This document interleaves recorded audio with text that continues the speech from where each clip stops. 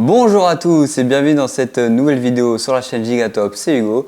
Aujourd'hui, je suis là pour te parler de 3 smartphones à ne pas louper en cette fin d'année 2021, des smartphones super bons dans leur catégorie.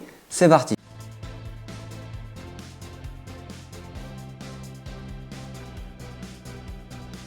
Je vais te parler dans cette vidéo de 3 téléphones à 3 tarifs différents pour 3 cibles différentes. Je t'invite à aller en description, il y aura le lien pour chaque téléphone pour aller tout simplement l'acheter ou aller voir celui qui t'intéresse le plus. On va y aller crescendo. Dans un premier lieu, je vais te parler du téléphone le plus abordable, le plus incontournable entre guillemets, celui qui sera le meilleur dans toutes les situations à moindre coût. Je vais te parler d'un téléphone à moins de 200 €. Le Xiaomi Redmi Note 10, un nom qui te fait sans doute écho tellement ce téléphone à moins de 200 € et d'une très bonne qualité. Alors dans cette vidéo, bien sûr, je ne vais pas rentrer dans les détails, dans les caractéristiques, tout ce qui s'ensuit. Je t'invite à aller en description. Si tu veux aller voir les caractéristiques précises, n'hésite pas à y aller. Nous, on va parler des points positifs et des points négatifs de ceci pour t'accompagner au mieux dans l'achat de celui-ci. On va bien sûr parler des points négatifs dans un premier lieu. Alors selon la coloris que tu vas choisir, celui-ci va avoir un dos assez salissant, c'est-à-dire qu'il va laisser les traces de doigts, il va prendre facilement la poussière et ça va être très facilement pas très joli. Comme dirait un de mes abonnés qui m'a écrit un jour en commentaire, c'est comme si on avait mis une tranche de jambon sur son téléphone. Alors le deuxième point négatif de ce téléphone, on va parler du calibrage de cet écran qui est assez mal représenté, donc c'est-à-dire qu'il ne représente pas très bien les couleurs de la réalité des applications dans lesquelles on cherche. En photographie, il a quelques défauts de polyvalence, c'est-à-dire qu'il ne va pas être adéquat dans toutes les situations, mais pour un téléphone à 200 €, il fait largement le travail en photo et en vidéo. Bon, bien sûr, pour un tarif à ce prix-là, le téléphone a quelques bugs logiciels, mais ne vous inquiétez pas, ça ne va pas vous déranger dans le quotidien de tous les jours. Maintenant, passons au point positif, parce qu'on ne va pas rabaisser un téléphone sans cesse. Il a forcément des côtés positifs. On va parler de son écran, qui a un écran OLED pour un téléphone à moins de 200 €.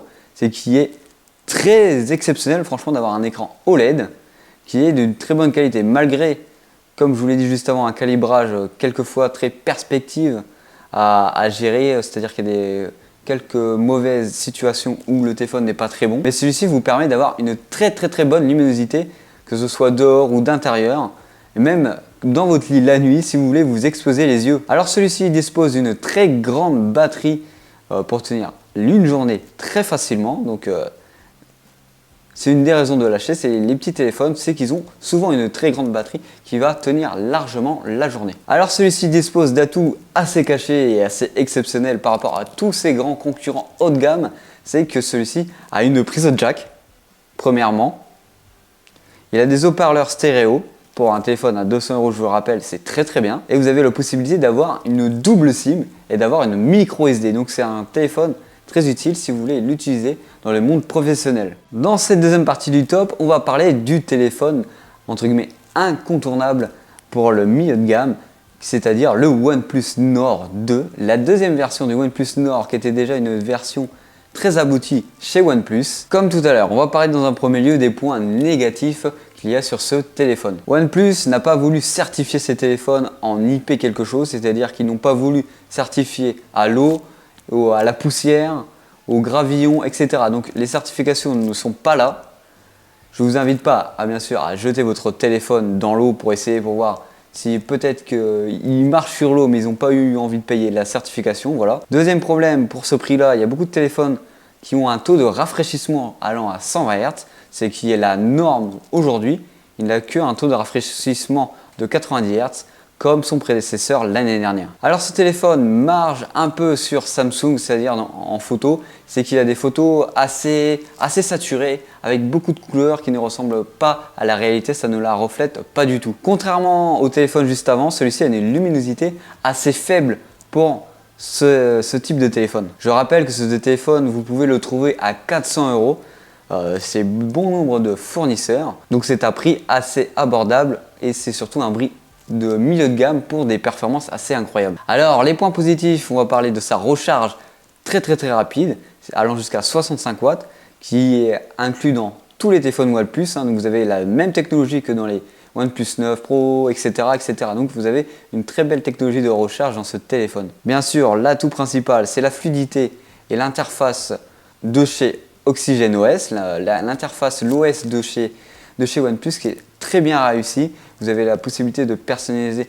tout votre téléphone selon votre guise. Contrairement au téléphone juste avant, celui-ci a encore une différence assez notable, à part le prix bien sûr, c'est qu'il a un écran très bien calibré avec des bonnes colorimétries qui va vous refléter très bien la réalité. Et de plus, il a un SoC, c'est-à-dire un processeur assez puissant avec une bonne configuration qui va vous permettre de jouer à tous vos jeux dans toutes les situations. Alors là, dans cette dernière partie, on va parler du summum, du best, de ce qui se fait de mieux chez Android, le S21 Ultra. Alors j'ai fait quelques vidéos au début de ma chaîne, je vous invite à aller les voir. Dans celle-ci, je vous parle de 5 raisons de l'acheter, de 5 raisons de ne pas l'acheter. Je vais vous donner un avis personnel sur celui-ci. Personnellement, on avait un S21 Ultra chez Gigatop, on n'a pas aimé ce téléphone et on est passé sur le Z Fold 3, une gamme au-dessus. Donc voilà une des raisons pour laquelle on est parti de ce S21 Ultra pour un autre format. Tout ça pour vous dire qu'en termes de caractéristiques, ce S21 Ultra, c'est le best, c'est le meilleur, il n'y a rien à dire, il n'y a rien à côté qui peut rivaliser avec celui-ci. Mais vous avez, entre guillemets, de certaines situations, celui-ci nous déplaisait. On va passer sur les points négatifs, ça va refléter un peu de pourquoi on a changé de téléphone. Alors celui-ci pesait lourd déjà, premièrement, très lourd. Vous allez me dire, le Fold 3 pour lequel on a changé pèse aussi lourd, mais voilà, on a une tablette, l'autre c'était une brique qu'on avait dans les poches. Le module photo de celui-ci était très moche, voilà, hein, et c'était pas très bien incorporé, alors que par exemple sur celui-ci, sur le Fold 3, celui-ci est beaucoup mieux incorporé, voilà, c'est beaucoup plus joli, ça reflète plus un aspect d'antan. Quand je veux dire d'antan, c'est-à-dire que c'est un peu plus moderne, c'est un peu bizarre ce que je dis, donc quand je veux dire d'antan et que c'est moderne, je veux dire que c'est très simple, très épuré, comme on avait les appareils photo avant sur nos téléphones. Alors chez Samsung, dans les autres points négatifs, c'est qu'on a une recharge rapide de seulement 25 watts, ce qui laisse à désirer comparé à tous ses concurrents comme Xiaomi, Huawei, Oppo, OnePlus comme on a vu avant avec leur charge de 165 watts. Alors votre téléphone va être très long à charger, ça va mettre un peu plus d'1 heure pour recharger le téléphone. Et bien sûr, autre point négatif, en parlant du chargeur, on n'a pas du tout de secteur dans la boîte. Donc c'est assez désagréable, franchement. Moi, j'aime pas du tout cette mode d'enlever les chargeurs dans la boîte. Surtout que c'est intéressant d'avoir de la batterie dans son téléphone, hein, franchement, parce que si on a un téléphone sans batterie, c'est un peu con, voilà. On va parler maintenant des points positifs de ce S21 Ultra. On va parler de son design qui est assez joli, sauf si on compte le module photo à l'arrière, bien sûr, hein, parce que celui-là, il est assez imposant et assez gros, donc pas très joli. Mais de façade et les finitions de celui-ci sont très bien pour un téléphone haut de gamme. Bon, pour ce prix-là, qui était lancé à 1200-1300 euros si je me rappelle bien, il y a intérêt que le téléphone soit très bien fini. Alors celui-ci dispose, dans les points positifs, d'un écran adaptatif 120 Hz, c'est-à-dire qu'il va s'adapter automatiquement selon votre contenu que vous affichez à l'écran, s'il doit ajuster entre 10, 60, 90 ou 120 Hz. En gros, vous lisez un texte, il va s'afficher à 5, 10 Hz, on n'a pas besoin de beaucoup plus d'images. Et si vous jouez à un jeu, celui-ci va tourner à bloc à 120 images par seconde. Ce qui va vous permettre d'économiser de la batterie, de premier lieu, et de ne pas utiliser l'écran de votre téléphone inutilement. Alors là, ce téléphone-là a une très bonne polyvalence pour tout ce qui est photo. Donc vous avez plusieurs optiques qui vont vous permettre un grand angle, un ultra gros angle, un téléobjectif et bien sûr un petit laser pour faire le focus très rapidement. Alors pour l'avoir testé, le zoom x100 c'est très bien, c'est très joli, ça vous permet de voir un panneau à pétaouchnok, c'est tout. Mais dans la théorie, la photo n'est pas très belle. Jusqu'au zoom x10, c'est très joli, c'est très bien, mais au-dessus, ça ne sert à rien. Et en dernier lieu, les points positifs de ce S21 Ultra, on va parler que celui-ci permet d'avoir la 5G, un téléphone 5G, c'est qui va vous permettre de rester dans le futur. Une Wi-Fi 6E, qui va vous permettre de vous connecter à tous les réseaux de nouvelles box qui arrivent sur le marché. Un Bluetooth 5.2, donc il a toutes les dernières technologies en ce qui concerne la connectivité. En tout cas, j'espère que cette vidéo sur 3 téléphones à acheter en fin d'année selon votre budget, selon votre besoin vous aura plu. N'hésitez pas à vous abonner, à liker. J'espère que ce format assis, n'hésitez pas à le dire en commentaire ou sinon je retournerai debout pour toutes les vidéos et puis voilà, hein, c'est tout, tout simplement. Allez, bisous!